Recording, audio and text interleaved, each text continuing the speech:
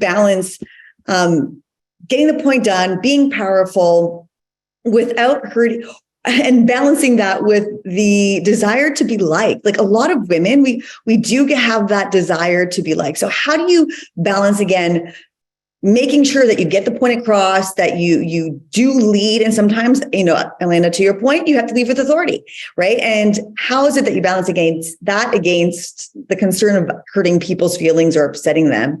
Nikki, we'll start with you, then Kathleen, you're next. I think this has been an evolution for me. I think if you had asked me this 5 years ago, I would have said that I was looking to strike a balance. And now at this phase of my career and running my business, I'm just pretty clear that the way I lead is very clear for my people. I'm crystal clear on where we're going. I'm crystal clear on what our standards are. And if me asking you to abide by those standards infringes upon your liking of me, then we're just not the right fit. Like it's okay if you don't like me, but you don't get to stay here. You can go and be average somewhere else.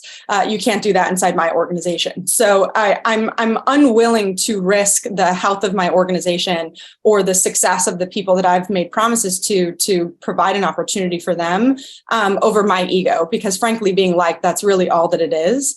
And so I think for me, the closer I get to my truth and who I am and what I feel is right and what I feel is authentic to my organization, the less I care whether someone doesn't like me or not, because ultimately then I'm being guided by their compass, which is just very quickly going to, point me north into their direction, into a place that I probably don't want to be, because they don't like me by way of their standards. I like me by way of my standards. And that's really all that matters to me. Yeah, a big theme there is like, know who you are, like who you are, fall in love with yourself first, and then be okay if someone decides that they don't want to follow that. Another key point is if you don't follow who you are, you're going to follow somebody else in a direction you don't want to go. Great point, Nikki. Kathleen, over to you. Yeah, I agree. And Nikki, I relate so much. If you asked me this question when I was 22, I'd probably say a completely different answer. But, a client once said something to me that I think was quite profound and wise. And she said, I don't have a problem if you don't like me. That's okay. However, I have garnered respect.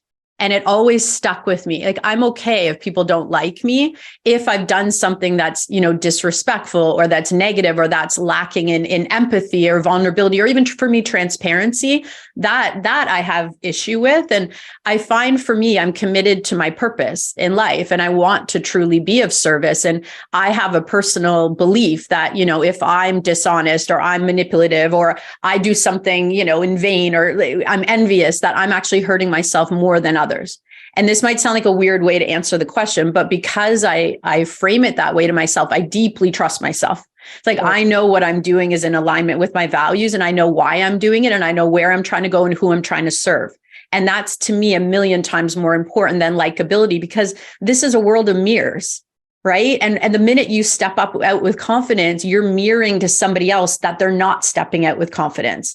And that's not my journey. I can't stay back to try to help others go forward. I go forward to help those who are willing to step forward with me, do it with greater ease, just as other women have done for me ahead of me. So I don't worry about the likability. I don't worry at all. I just try to constantly realign. Nobody's always aligned, right? Constantly realign and make sure I respect myself. And as long as I respect myself, I'm good to carry on with my mission personally.